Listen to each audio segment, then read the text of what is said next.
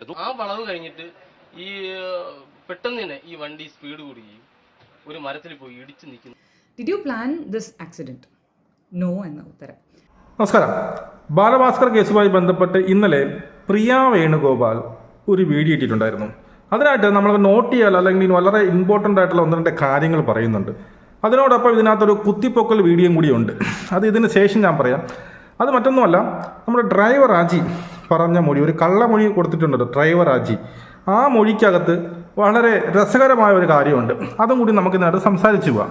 അത് എന്തുകൊണ്ടാണ് അത് കള്ളമൊഴി എന്ന് പറയാനുള്ള കാരണം, അത് പറഞ്ഞു പഠിപ്പിച്ചത് എങ്ങനെയാണെന്നൊക്കെ ഞാൻ പറഞ്ഞുതരാം. ആദ്യം ഇന്നലെ പ്രിയ പറഞ്ഞ ആ ഒരു സംഭവത്തിൽ, അതായത് പ്രിയ പറഞ്ഞ ഈ പോളിഗ്രാഫ് ടെസ്റ്റ് നടത്തിയല്ലോ, ആ സമയത്ത് സംഭവിച്ച നാലത് വിഷ്ണുവിനോട് പോളിഗ്രാഫ് ടെസ്റ്റ് നടത്തി. അതിനകത്ത് വിഷ്ണുവിനോട് 4 ക്വസ്റ്റ്യൻസ് ഈ പറയുന്ന CBI ചോദിച്ചിരുന്നു. അതിനുള്ള ആൻസറും അതുമായി ബന്ധപ്പെട്ടുള്ള ഒരു സംഭവമാണ് എടുത്ത് പറയാനുള്ളത്. അതിന് മുമ്പ് നമ്മളൊരു കാര്യം പറയാം. അതിനകത്ത് പ്രിയ പറയുന്നുണ്ട്, ഈ പറയുന്ന എന്താണ് ഈ കലാഭവൻ സോബിയുടെ പോളിഗ്രാഫ് ടെസ്റ്റ് നടന്നിട്ടില്ല എന്നുള്ളത്. ആദ്യം അതിന് മുമ്പേ നിങ്ങൾ ആ ഒരു വീഡിയോ കണ്ടിട്ട് വാ. നമുക്കറിയാം, ആ സമയത്ത് CBI തന്നെ നൽകിയ വാർത്തയായി നമ്മൾ അറിഞ്ഞിരുന്നു. സോബി ജോർജ് കള്ളം പറഞ്ഞു, നുണപരിശോധനയിൽ ഫെയിലിയറായി. എനിക്ക് കമൻറ്റുകൾ വരുന്നതിലും പലതും അത് ചോദിക്കുന്നുണ്ട്. പക്ഷേ ഇവരുടെ കാര്യമൊന്നും ആരും എങ്ങും പറഞ്ഞു കണ്ടില്ല. സോബി ജോർജിൻ്റെ മേൽ പോളിഗ്രാഫ് ടെസ്റ്റ് നടത്താൻ പോലും കഴിഞ്ഞിരുന്നില്ല എന്നത് റിപ്പോർട്ട് വന്നതിന് ശേഷമാണ് ഞങ്ങൾ അറിയുന്നത്. നേരെ മറിച്ച് വിഷ്ണുവിൻ്റെ കേസിൽ പോളിഗ്രാഫ് ടെസ്റ്റ് നടത്തി ഒരു ചോദ്യം ചോദിച്ചതിൽ വിഷ്ണു പറഞ്ഞത് കള്ളമാണെന്ന് കണ്ടെത്തി. ഇനി ആ ചോദ്യത്തിൻ്റെ കാര്യത്തിലേക്ക് വരാം. വിഷ്ണുവിനോട് ചോദിച്ചത് 4 ചോദ്യങ്ങളാണ്. Are you yes or no ആൻസറാണ് കേട്ടോ കൊടുക്കേണ്ടത്. Are you involve in Balabhaskar in any way? ചോദ്യത്തിൻ്റെ അർത്ഥം എനിക്ക് മനസ്സിലായില്ല, പക്ഷേ ബാലഭാസ്കറിൻ്റെ കേസ് എന്നുള്ളതായിരിക്കാം, അല്ലെങ്കിൽ ബാലഭാസ്കറുമായി ബന്ധപ്പെട്ട് എന്നുള്ളതായിരിക്കാം. നോ എന്ന answer. Did you plan this accident? No എന്ന ഉത്തരം. Did Balabhaskar know you people were doing gold smuggling? മൂന്നാമത്തെ ചോദ്യമാണ്. നോ എന്ന ഉത്തരം. Did Balabhaskar give you 50 lakh rupees for gold smuggling? No എന്ന ഉത്തരം. അപ്പോൾ ഇതിൽ എടുത്തു പറയുന്നുണ്ട്, ഇയാൾ പറഞ്ഞ ഈ ഡിസെപ്റ്റീവ് ആൻസർ, ഈ മൂന്നാമത്തെ ചോദ്യമുണ്ടല്ലോ, ബാലഭാസ്കറിന് നിങ്ങൾ ഗോൾഡ് സ്മഗ്ലിംഗിൽ ഇൻവോൾവ് ആണ് എന്നുള്ളത് അറിയാമായിരുന്നു എന്നുള്ളതിന് നോ എന്ന് വിഷ്ണു ഉത്തരം പറഞ്ഞു. ആ നോ എന്ന് പറഞ്ഞത് കള്ളമാണെന്ന് ടെസ്റ്റ് പ്രകാരം തെളിഞ്ഞു. ഇത് പോളിഗ്രാഫ് ടെസ്റ്റാണ്. അതിനൊക്കെ ഉള്ളൊരു സാധുത എന്ന് പറയുന്നതിൻ്റെ ലിമിറ്റേഷൻസ് എന്ന് പറയുന്നതും ഒക്കെ പലർക്കും അറിയുന്നതായിരിക്കും, എക്സ്പേർട്സിന് അറിയുന്നതായിരിക്കും. കാരണം കൂടുതൽ അന്വേഷിക്കണമെങ്കിൽ അറിയണമെങ്കിൽ നാർക്കോ അനാലിസിസോ അങ്ങനെയുള്ള കാര്യങ്ങളൊക്കെ വേണമെന്ന് പറയും. പക്ഷേ എന്നിരുന്നാലും വിഷ്ണു ഈ നോ എന്ന് പറഞ്ഞതിനെ ഫർദർ ക്വസ്റ്റ്യൻ ചെയ്യാൻ CBI ശ്രമിച്ചിട്ടില്ല. കാരണം വിഷ്ണു ഈ പറഞ്ഞത് നോ എന്നാണെങ്കിൽ, അതായത് ബാലുചേട്ടന് അറിയാമായിരുന്നു എന്നുള്ളതാണ് ശരിയായ ഉത്തരം. സത്യം എന്ന് പറയുന്നത് ബാലുചേട്ടന് അറിയാമായിരുന്നു എന്നുള്ളതാണ്. അവിടെയും 2 തരത്തിൽ ആ ചോദ്യത്തിന് കണ്ടിന്യൂറ്റി ഉണ്ടാകാം. ബാലഭാസ്കർ അറിഞ്ഞ് നടത്തിയിരുന്നോ ഈ ഗോൾഡ് സ്മഗ്ലിംഗ് എന്നൊരു ചോദ്യമുണ്ട്.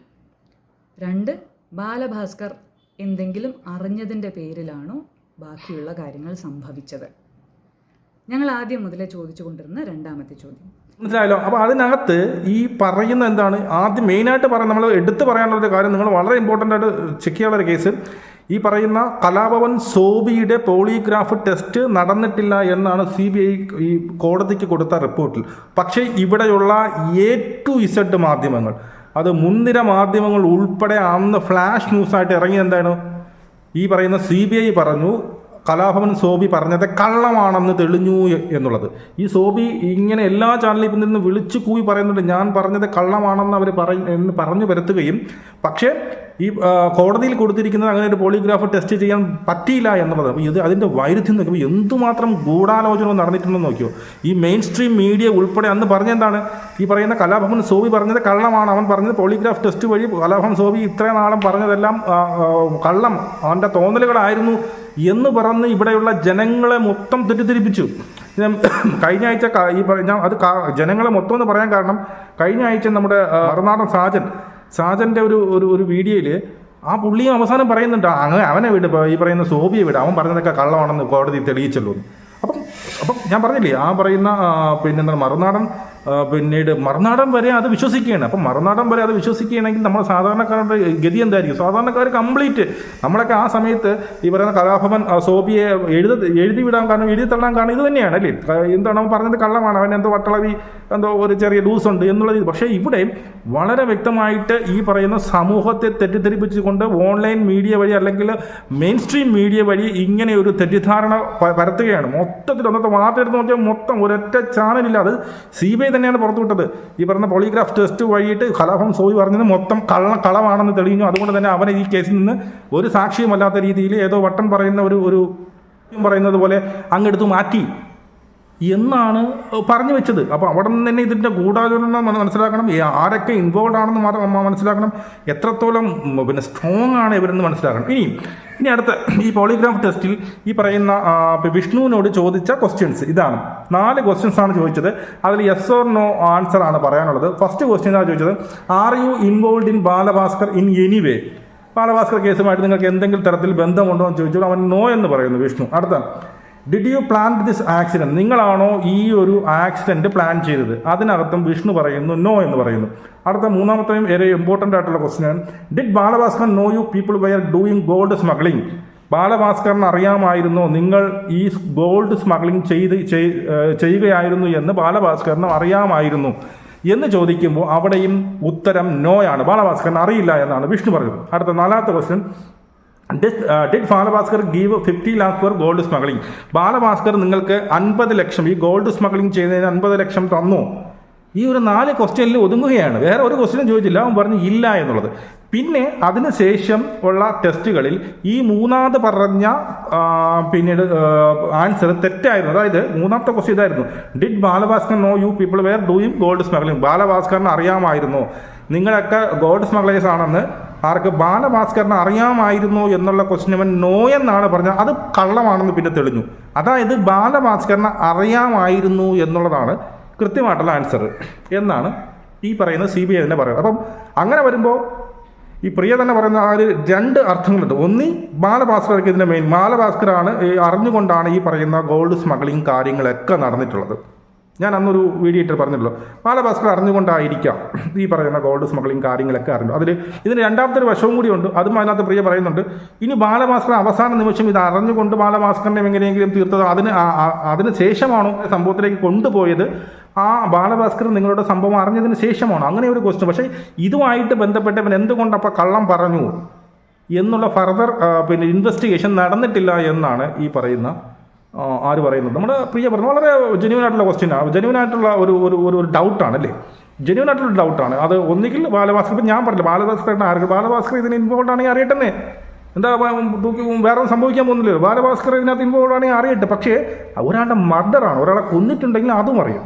ബാലഭാസ്കർ ഈ ഗോൾഡ് സ്മഗ്ലിംഗ് കേസിൽ ഇൻവോൾവ് ആണെങ്കിൽ അറിയട്ടെ, തെളിവ് നിരത്തട്ടെ, അറിയട്ടെ, ശരി, ഓക്കെ, അങ്ങനെ പോട്ട്. എങ്കിലും അവിടെ ഒരു മർഡർ നടന്നിട്ടുണ്ട്, അവിടെ ഒരു കുറ്റം നടന്നിട്ടുണ്ട്, ഒരു വലിയൊരു ക്രിമിനൽ ആക്ടിവിറ്റി നടന്നിട്ടുണ്ട്. അപ്പോൾ അതാരെന്ന് കണ്ടുപിടിക്കണ്ടേ? അതൊന്ന്. ഇതാണ് ഇതിനകത്ത് എനിക്ക് പറയാം. 2ാമത്, നമ്മൾ ഈ കേസുമായി ബന്ധപ്പെട്ട് ഏറ്റവും കൂടുതൽ ഒരു ദൃക്സാക്ഷിയായിട്ട് വന്നത് മറ്റാരുമല്ല, KSRTC ഡ്രൈവറായ അജി എന്ന് പറഞ്ഞ ഒരു പുള്ളിയാണ് വന്നിട്ട് മാധ്യമങ്ങൾ മൊത്തം പറഞ്ഞത് എന്താണ്, അതായത് 3:15 ഈ പറയുന്ന ആക്സിഡൻറ്റ് നടക്കുന്നത്.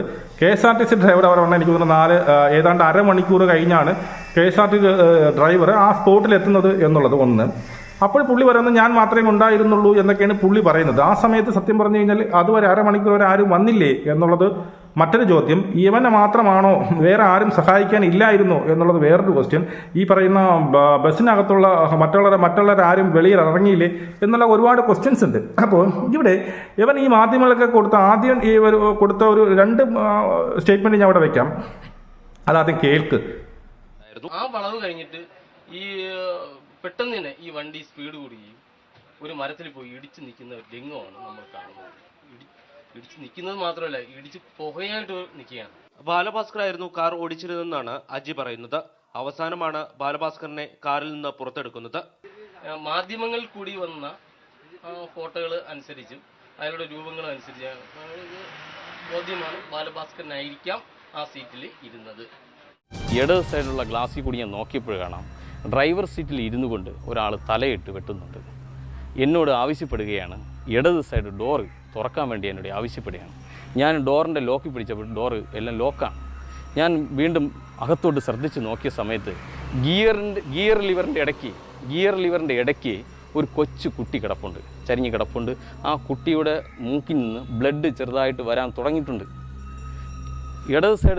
ഫ്രണ്ട് ഇടത് സൈഡ് സീറ്റിൽ നോക്കിയപ്പോൾ ഒരു സ്ത്രീ കിടപ്പുണ്ട്. ആ സ്ത്രീ ബെൽറ്റിൽ കുരുങ്ങി ഇങ്ങനെ സീറ്റിലുമല്ല തറയിലുമല്ലാത്ത ഒരു മട്ടിലാണ് കിടപ്പുള്ളത്. ഇട സീറ്റിൽ നോക്കിയപ്പോഴാണ് ഇട സീറ്റിൽ ഒരു വ്യക്തി അവിടെയും കിടപ്പുണ്ട്. ബാക്കിൽ നോക്കിയപ്പോൾ കുറച്ച് ആംപ്ലിഫയറും കുറേ ഫുഡ് ഐറ്റംസും കൊണ്ട് ഇങ്ങനെ ചെതറി അത് കിടപ്പുണ്ട്. ബാക്ക് ഡോറിൻ്റെ ഗ്ലാസ് നോക്കിയപ്പോൾ ചെറുതായിട്ട് പൊട്ടിയിട്ടുണ്ട്. അല്ലാതെ ഒരു ഡോറോ ഒരു ഗ്ലാസ്സോ ഒന്നും ഓപ്പണല്ല, എല്ലാം ലോക്കാണ്. എനിക്കറിയാം ഇവർ ഓക്സിജൻ ഇല്ലാതെ കിടപ്പുണ്ട് ഇതിനകത്ത്, എത്രയും പെട്ടെന്ന് ഇവരെ പുറത്തെടുക്കണം. ഞാൻ വീണ്ടും നോക്കിയപ്പോഴാണ് ഒരു മാരുതി 800 അവിടെ കടന്നു വന്നു. ഈ മാരുതി 800 വാഹനത്തിനെ ഞാൻ കൈ കാണിച്ച് നിർത്തിയാണ്. അതിൽ നിന്ന് വീൽ സ്പെൻഡർ വാങ്ങിയാണ് ഞാൻ ആ ഇനോവ കാറിൻ്റെ ഇടത് സൈഡിലുള്ള ഗ്ലാസ്സിന് അടിച്ച് പൊട്ടിക്കാൻ ശ്രമിക്കുന്നത്. നിങ്ങൾ രണ്ട് സ്റ്റേറ്റ്മെൻറ്റും കണ്ടാൽ ആദ്യം പറയുന്ന എന്താണ്, ഞാൻ അവിടെ ചെന്നപ്പോൾ പത്രവാർത്തയെ കേട്ടപ്പോൾ അത് ബാലഭാസ്കർ ആണ് ഓട്ടിച്ചിരുന്നത്. ഞാൻ കണ്ടു, ഒരു വളവ് തിരിഞ്ഞു പോയിട്ട് ഭയങ്കര സ്പീഡിൽ പോയി എന്ത് ചെയ്തു, വന്നിടിച്ചു, പുകയൊക്കെ ആയിരുന്നു. അപ്പോൾ പത്രവാർത്തകൾ മനസ്സിലായി എനിക്കത് ബാലഭാസ്കർ തന്നെയാണ് വണ്ടി ഓടിച്ചത് ആയിരിക്കാം. പിന്നീട് അതിനുശേഷം അയാൾ ഉറപ്പിച്ച് പറഞ്ഞു ബാലഭാസ്കർ തന്നെ എന്നുള്ളത്. രണ്ടാമത് ഞാനൊരു ക്ലിപ്പിംഗ് വെച്ച് അതിനകത്ത് ഇവൻ പറയുന്നുണ്ട്. അതിനകത്ത് നിങ്ങൾ കൃത്യമായിട്ട് ഒന്ന് രണ്ടോട്ടം കേട്ട് കഴിഞ്ഞാൽ ഇവൻ ഇടതുഭാഗം അല്ലെങ്കിൽ ഇടതുവശം എന്ന് ഒരു 7 പ്രാവശ്യം പറയുന്നുണ്ട് അതിനകത്ത്. ഇടതുവശം, അതായത് ഞാൻ ബസ്സിലിരുന്നപ്പോൾ ഇടതുവശത്തൂടെ നോക്കിയപ്പോൾ ഇടതുഭാഗത്ത് ഒരാൾ ഇരിക്കുന്നത് കണ്ടു. അവൻ നേരെ എന്നെ ഇങ്ങനെ ഇടതുവശത്ത് ഇങ്ങനെ വിളിച്ചു. എന്നിട്ട് ഇടതുഭാഗത്തെ ഡോർ തുറക്കാൻ പറഞ്ഞു. അപ്പോൾ ഇടതുഭാഗത്ത് ലക്ഷ്മി ഇങ്ങനെ ഇരിക്കുന്ന കണ്ടു. ഇടതുഭാഗത്ത് ഈ ഒരു 6-7 പ്രാവശ്യം ഇടതുവശം എന്ന് പറയുന്നുണ്ട് അറിയാതെ. അപ്പം ആരോ പറഞ്ഞു വിട്ട് ഒരു നാടക ഡയലോഗ് പോലെയാണ് പുള്ളി പറയുന്നത്. അതായത് ഇടതുവശത്ത് എന്ന് വെച്ചാൽ ആ ഡ്രൈവിംഗ് സീറ്റ് പിന്നെ ബസ് വരുമ്പോൾ ആ കാറിൻ്റെ ഇടതുഭാഗം നമുക്ക് കാണാം. അപ്പം ഇവൻ്റെ മനസ്സിൽ മൊത്തം ഇടതുഭാഗം തെറ്റിപ്പോകരുത്. ഞാൻ ഇടതുവശത്തെ പിന്നീട് ഗ്ലാസ്സാണ് അടിച്ചു പൊട്ടിച്ചത്. അപ്പോൾ ഇവൻ്റെ ഉള്ളിൽ ആ ഇടതുഭാഗം ഇങ്ങനെ പ്രൊജക്റ്റ് ചെയ്ത് പറയണം എന്ന് മനസ്സിലുള്ളത് കൊണ്ട് തന്നെ പലപ്പോഴായിട്ടും ഈ ഇടതുവശം എന്നുള്ള സാധനം വരുന്നുണ്ട്. അതിൽ നിന്ന് തന്നെ വളരെ കൃത്യമായിട്ട് ഇത് പറഞ്ഞു പഠിപ്പിച്ച് വിട്ട ഒരു സംഭവം. നാടകം പറയും പോലെ, നാടക ഡയലോഗ് പറയും പോലെയാണ് അവൻ പറഞ്ഞത്. അവസാനം എന്തോ ഇവൻ പറയണൊക്കെ കള്ളാണെന്ന് മനസ്സിലായി. പക്ഷേ ഇവനോട് വന്നിട്ടുണ്ട് എന്നുള്ളത് പിന്നെ ഒരു 800 കാറ് വന്നിട്ടുണ്ടെന്നൊക്കെ പറയില്ല. ആ കാറുകാരന്മാർ അവനെ കണ്ടു എന്നാണ് പറയുന്നത്. പക്ഷെ അതിന് മുമ്പേയുള്ള ജനങ്ങൾ ആ അരമണിക്കൂർ ആരും കൂടെ ഒന്നും രക്ഷാപ്രവർത്തനം നടത്തിയില്ല. അതൊരു ചോദ്യത്തിൻ്റെ മണി. അരമണിക്കൂർ അങ്ങനെ കിടന്നു. അതൊക്കെ ഒരു ചോദ്യമാണ്. എന്തെങ്കിലും ഈ ബാലഭാസ്കറാണ് വണ്ടിക്കകത്ത് ഓട്ടിച്ചത്, അതിനകത്ത് പിന്നെ ഓക്സിജൻ കിട്ടാതെ ഇത്രയും വലിയൊരു ആക്സിഡൻറ്റ് നടന്നിട്ട് അതിനകത്ത് ഓക്സിജൻ കിട്ടൂലേ, ഇത്രയും കണ്ണാടി പൊട്ടിപ്പോവില്ലേ, എങ്ങനെ പോലും ഓക്സിജൻ അത് കയറുമല്ലോ. ഓക്സിജൻ ഇല്ലാതെയാണ് അവർ കിടന്നത്, അവരെ മുഖിൽ കൂടി മറ്റേ ബ്ലഡ് വരുന്നുണ്ട്. അപ്പം സത്യം പറഞ്ഞാൽ ഈ ഒരു കേസിൽ A to Z ഉടായ്പകളാണ്. A to Z fabricated ആണ്. കംപ്ലീറ്റ് വലിയ ഉന്നതങ്ങളിൽ ഇരിക്കുന്ന ആൾക്കാർ വരെ ഇതിനകത്ത് ഇൻവോൾവ്മെൻ്റ് ആണ്. എല്ലാവരെയും പണം വാങ്ങിച്ച് പണത്തിൻ്റെ കളിയാണ്. കാരണം ഈ ഒരു കേസ് തെളിയിച്ചു കഴിഞ്ഞാൽ കുടുങ്ങാൻ പോകുന്നത് ചെറിയ നൊത്തോലികളൊന്നും അല്ല, വലിയ സ്രാവുകളായിരിക്കും പെടാൻ പോകുന്നത്. അതുകൊണ്ട് തന്നെ ഇത് ഏതൊക്കെ രീതിക്ക് നിങ്ങളൊന്ന് ആലോചിച്ച് നോക്കി. ഇത്രയും വലിയൊരു ദൃക്സാക്ഷിയായിട്ട് പോകുന്ന ഒരു പച്ചക്കള്ളം പറയുന്നു. ഇപ്പോൾ അവനെ കാണാനേ ഇല്ല. ഇപ്പോൾ അവനെന്ത് ചെയ്തു, ഇവിടെ നിന്ന് കെട്ടിച്ച് ഗൾഫിലോട്ട് വിട്ടു. ഗൾഫിൽ അവനെ ഇപ്പം UAE അവരുടെ സർക്കാരിൻ്റെ കീഴിൽ ബസ് ഓടിച്ച് കിടക്കുക. ഇവിടെ നിന്ന് കഴിഞ്ഞാൽ വീണ്ടും അവൻ്റെ ക്വസ്റ്റ്യൻ ചെയ്യേണ്ടി വരും. വീണ്ടും അവൻ്റെ വായിന്ന് എന്തെങ്കിലും അബദ്ധങ്ങൾ വീഴും എന്ന് അവനെ കൊല്ലാൻ പറ്റുമോ? കൊന്നു കഴിഞ്ഞാൽ അടുത്ത ക്വസ്റ്റ്യൻ വരും. അതുകൊണ്ട് തന്നെ അവനെ ഇവിടുന്ന് വളരെ നല്ല രീതിയിൽ പാക്ക് ചെയ്തു. അപ്പോൾ ഇതിനകത്ത് A to Z ഇത് ചെറിയ മീനുകളൊന്നും അല്ല, വലിയ മീനുകൾ ഇൻവോൾവ് ആയതുകൊണ്ട് തന്നെ ഇനിയും അങ്ങോട്ട് ഈ പറയുന്നത് പോലെ ഇനിയിപ്പോൾ അടുത്ത വരുന്ന എന്തായി തീരുന്നത് അറിഞ്ഞൂടാ. നമ്മുടെ അഭയ കേസ് അറിയാമല്ലോ. പിന്നീട് ഒരുപാട് ഇതുപോലുള്ള CBI അന്വേഷണങ്ങൾക്ക് ശേഷം മാത്രമാണ് അത് തെളിഞ്ഞത്. അതുപോലെ ഇതിലും ദൈവം എന്നുള്ളതുണ്ടെങ്കിൽ ഈ പറയുന്ന 2 മാതാപിതാക്കൾക്ക് അവരുടെ സങ്കടം ദൈവം കാണുന്നുണ്ടെങ്കിൽ ഉറപ്പായിട്ട് ഇത് തെളിയണം എന്ന് തന്നെയാണ്. അത് ബാലഭാസ്കർ ഇൻവോൾവ് ആണെങ്കിൽ അങ്ങനെ എന്തായാലും ഇതിലൊരു മർഡർ, ഇതിനകത്തൊരു ക്രിമിനൽ ആക്ടിവിറ്റി നടന്നിട്ടുണ്ട്. അതിപ്പം ഇടിപ്പിച്ചതാണോ അതോ ആക്സിഡൻറ്റ് പരമായിട്ട് കൊണ്ടാണ് ഈ പറയുന്ന ലക്ഷ്മിയുടെ വയറിലുള്ള ആ ഒരു പാട് അത് കത്തിയിട്ട് ആരെങ്കിലും കുത്തിയതാണോ, ഈ പറയുന്ന എവിടെയെങ്കിലും വെച്ച് ഇവർ തമ്മിൽ പ്രശ്നങ്ങളോ കാര്യങ്ങളൊക്കെ ഉണ്ടായ സമയത്ത് ബാലഭാസ്കറിനെ എന്തായാലും ഇടിച്ച് ഒരു ലെവലാക്കി അല്ലെങ്കിൽ കൊന്നിട്ടാണോ അതിനകത്ത് കയറ്റിയിട്ടത്? ഇതൊക്കെ ശ്രദ്ധിക്കണം. അവിടെ വെച്ച് ബാലഭാസ്കറിനെ ഏതാണ്ട് പ്രായനായിട്ടാണോ കയറ്റിയത്? അവിടെ ലക്ഷ്മി കയറി ഇടപെട്ടപ്പോൾ ലക്ഷ്മിക്ക് കുത്ത് കിട്ടിയോ? ആ കുത്താണോ കണ്ടത്? ഇതൊക്കെ തെളിയിക്കണം. ഇതിനകത്തൊരു ക്രിമിനലിസം നടന്നിട്ടുണ്ട്, ഇതിനകത്തൊരു ക്രിമിനൽ ആക്ടിവിറ്റി നടന്നിട്ടുണ്ട്. ഇതൊരു മർഡറാണ് എന്നുള്ളതിന് വേറെ മാറ്റമൊന്നുമില്ല. അത് തെളിയട്ടെ, നമുക്ക് കൂടെ നിൽക്കാം. നമുക്ക് വീണ്ടും കാണാം. ജയ് ഹിന്ദ്.